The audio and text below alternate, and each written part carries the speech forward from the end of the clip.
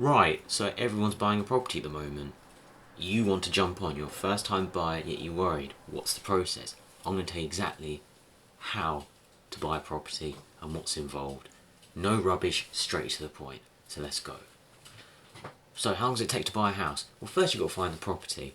I recommend using websites like Rightmove, Zoopla. I quite like Zoopla because if you go on Zoopla, what you can find is that you get a house price evaluation bit where you type in how much, it shows you how much houses are worth or flats are worth on that road. So you can see that this house is worth between 150 to 175 or 200 to 225. It gives you a range, so you know exactly what you're doing, and also it gives you stats about the area. So people give a rating on the schools nearby, what amenities you've got, you know, have transport, etc. So it's really good that way. Right, if you found a property you like, you want to view it, you want to see what the potential is. I know when you get into a house, it's tempting to go and see it and think, it's not done up, it's not for me. Now again, it depends how handy you are with DIY, or if you've got someone that will do DIY for you, you need to count that cost in. Because some of the DIY you might be able to do yourself, in which case you'll be better off getting somewhere that needs a bit of TLC. What I would say is, look at a house, don't go for the first house you look at. Especially if you're first time buyer, because if it's not your first house, then obviously have experience, but if it's your first house you're looking at, have a look at different houses, see what's available, and sometimes you might have to compromise on a couple of things. So that's just general tips, but let's get straight in to the actual details. So you put in an offer. If you found a house you like, you put an offer in. You put that offer in, you know, if it's up for 250, you could try putting an offer in for 210, 205 if you want to be a bit cheeky. They're probably saying no, but it's not, it's worth giving it a go. Now, it could take anywhere of a week, 4 weeks, or more for the offer to be accepted. Depends how urgent they want to sell on. If they accept it, you need to get a survey done. You must get a survey done. You have to get a survey done because there's things they might be able to see that you haven't seen. Where it's damp, rot. You know, you got stuff like Japanese knotweed. You got other types of, you know, rot and damp that you need to look at, and you need to treat, because you can treat these things. So don't get put off it entirely, but it means it gives you a bargaining chip. It gives you a right, because it might cost you £1,000 or a couple of grand to sort out the, you know, timber damp, you know, to treat that. So look for dry rot, look for stuff like that. The survey will do that. It will look at stuff to do with the roofing. Is any leaks? Is any discrepancies? Anything, you know, land registry? Is there any disputes between the land? You need to look at that. So make sure you get that checked out.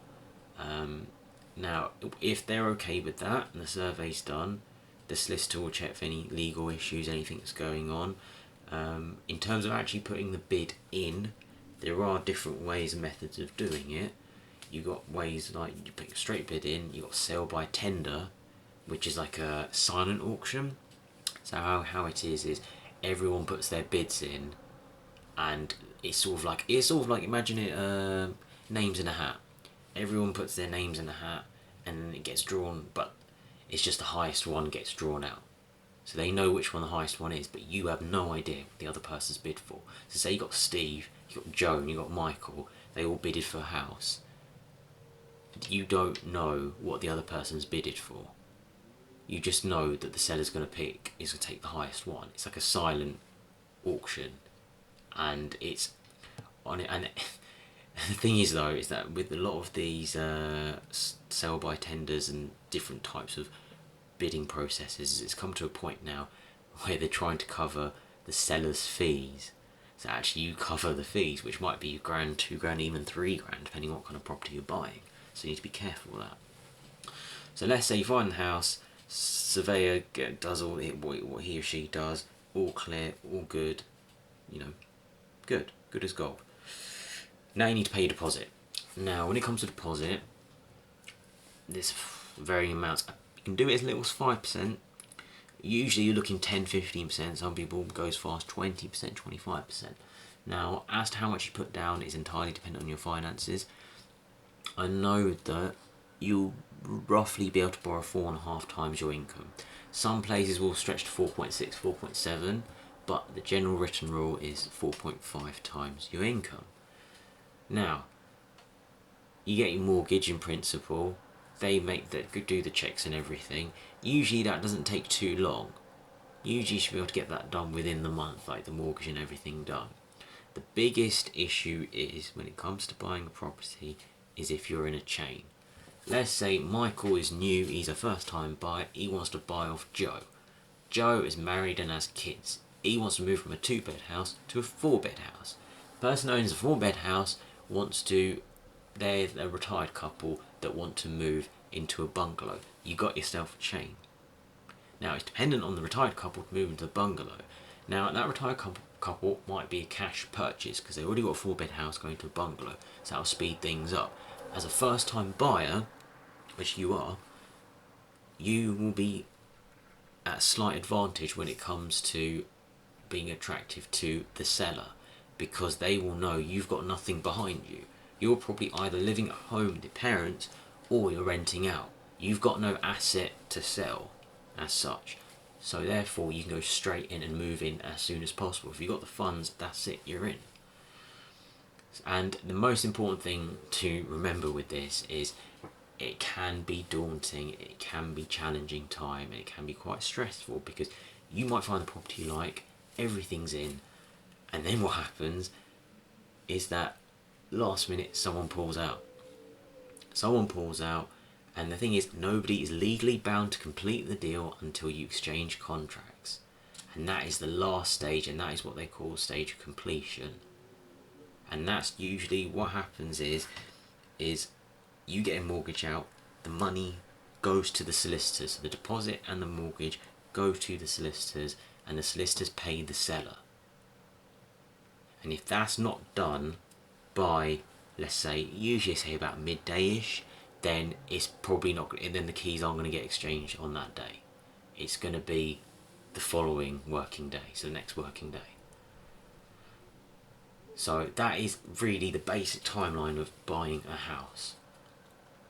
In terms of watching out for what happens, you got to watch out for stuff like what they call gazumping.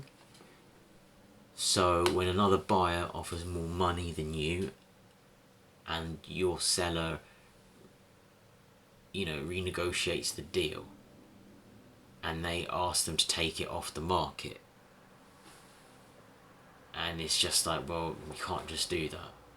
You could ask for them to take it off the market as a condition of your offer, but that reduces the chances of them attracting another buyer. I mean, there is a risk there. So yeah, I would be careful with that. In terms of choosing your solicitor, I would make sure that the solicitor is actually doing their job. Don't get me wrong, solicitors do their job. They've got a tough job, but don't be afraid to chase them up. To put it politely, they work at their own pace. Keep in regular contact with them. Don't feel like you're being a pain, because at the end of the day, it's probably the biggest purchase you're going to make. It is the biggest purchase. If you're a first time buyer, it's the biggest thing you've ever bought. It's the most expensive thing you've bought. Make sure they do drainage searches. Make sure they do environmental searches. Stuff you wouldn't even think of, such as radon gas, radiation. What level is it at? What's the energy certificate? Is there any flooding risk? What's the drainage like? Is there any building control issues, any planning applications, enforcement, any sort of changes in the local area? A home buyer's report usually gives you a good overview, and I would encourage people to get a home buyer's report done in addition to a surveyor's report if they can. Yes, it will cost more, but it gives you a good summary of the property and if anything's wrong with it. What I would say in general is make sure you take your time doing your research on the area and the property, and to sort out your buildings insurance straight away. Even if you don't own it, but once you've exchanged, you're legally bound to purchase the property. So you should always get buildings insurance. Always, always, always. And what you'll find is actually, when you take, speaking insurance, when you take out a mortgage, a lot of mortgage companies, in fact I think the majority of them, will not give you a mortgage until you take out life insurance. So you need to consider that cost as well. So not only got your deposit, but you've got solicitors fees, on top of that surveying fees, possibly home buyers report as well. So make sure you take that into consideration. In terms of getting a mortgage at the best rate possible, they will look at your spending habits.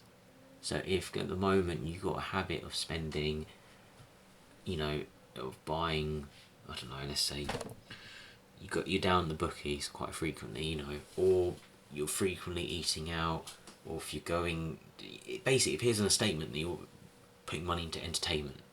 They will look at that as a regular cost. Oh look, you're spending this on this, and obviously you can't stop all this entertainment. You need to enjoy your life as well, but it is a good idea nearer the time to cut down the amount of money you spend on entertainment, because it will affect your borrowing power. So just make sure you keep it in check and make sure you do things in line. So I would say just make sure you keep on top of things. Just have a quick look through your bank statement. Now let's say that you've paid for the house, money's gone to solicitor, you got your keys, well done, you got yourself a new home, and you got yourself into a lot of debt. But it's okay, it's for a house. You haven't spent it on something stupid, you got yourself a house. Right, you now need to pay your stamp duty. You have 14 days for your solicitor to send the stamp office your transfer deed and for you to pay stamp duty, land tax. Now, as a first time buyer, up to 300k, there's no stamp duty. And, well, at the moment, because of what's going on with the scenario, it's actually higher than that. But when it goes back to normal, it will be 300k. So in the future, it will probably stay about 300k. So it probably won't apply to first time buyer, which is why I haven't really included that much, but I'm just going to touch on it. But what you need to do is you need to register your ownership. So your solicitor will register your details with the land registry, and usually it costs anywhere between £200 to £300. Again, it depends on the price of the property, and usually it's detailed in the statement of completion, and it's paid by the completion day. So your solicitor will get the new title deeds once that fee's paid from the land registry, and then forwards them to your mortgage lender. Sometimes they'll keep them on file if you don't request them, or if we don't want to keep such important documents in the house, because if you have the mortgage deeds and let's say there's a fire or something like that, then not good. So yeah, and that is it. That is literally it. Congratulations, you got yourself a home. That is literally overall what happens. What I'm going to do in the next video is I'm going to talk more about the individual stages, what to look out for, the different tools you can use, and I'll show you an example of a home buyers report and all the other ones. So